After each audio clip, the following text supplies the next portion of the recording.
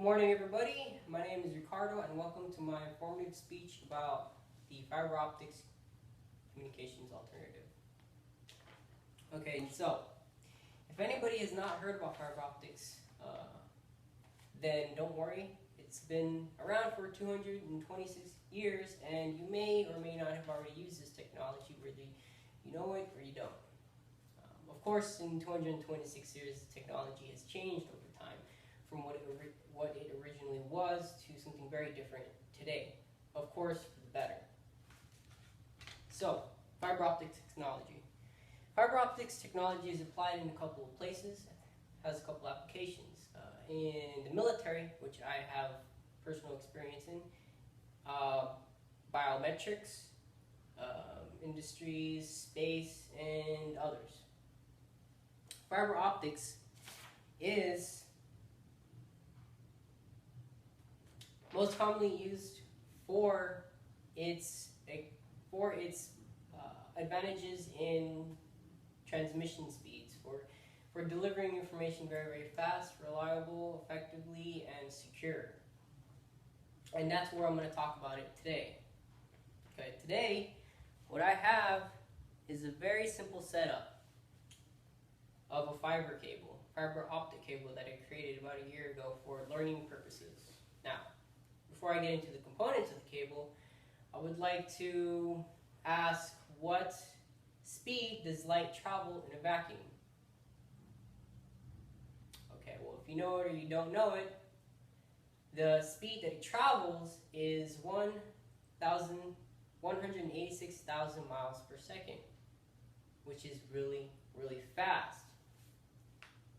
Now, why is it important to understand that kind of information for this topic? Well, it's important because it can help you better understand why people, industries in general, prefer fiber optics in their communications as the ideal choice, because they want to implement these in their information systems so that they can have fast and reliable systems all the time.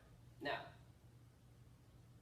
to get into this very simple setup of fiber optic cable, I'll go ahead and describe the ends of it. You have an SC connector and an LC connector. These connectors are widely used and can be seen most commonly in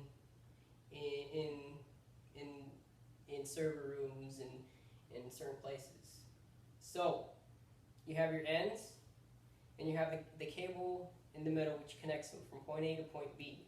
Now, the cable itself is comprised, this one is comprised of 3 layers. The outer layer, which is the orange sheath, the inner layer, which is a cladding, and the innermost core layer, which is made up of glass.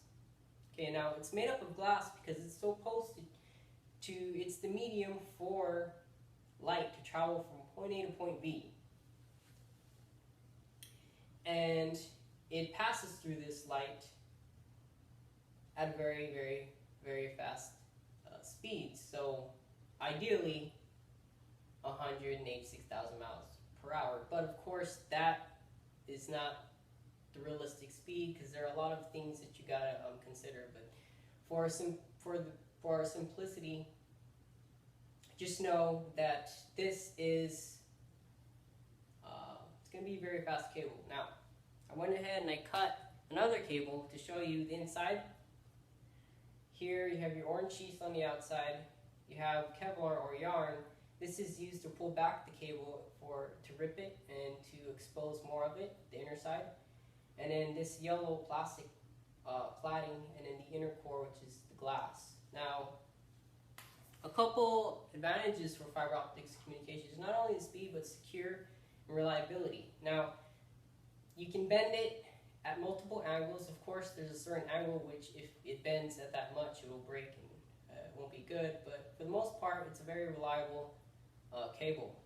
Also, the alternative, the copper or Ethernet cables that we still use today, and is the older version, conducts electricity because it's copper. This is light, so you're going to have less electromagnetic interferences. It's a lot more secure also because you can't necessarily tap into this cable and look at the data unless you have, I guess, special kind of equipment. Now, so that's a very simple setup, okay? And we use these cables a lot. Now it's being more common, but we're still in the process of replacing the older systems with this new fiber optic systems. So anyways, we mentioned a couple applications for the fiber optics, where they're used, and we can, now conclude that it is a very good alternative method for implementing into our information system networks and interconnect everybody. So therefore, this is of course going to be a very good alternative. Now, before I close, I would like to go ahead and cite some of my sources. I got from Fiber Optics Technologies, authored by Vivica Wayne, Net Corning's Archive Petabit Optical Transmissions for Matthew Peach, and lastly, Advantech B+B SmartWorks, an overview of fiber optics technology. So a couple sources there, and then from my personal experience, is pretty much where I gathered a little bit from here and there, my information. So now, if you have any questions or concerns, if you don't have any, then I would like to just thank you for coming and spending your time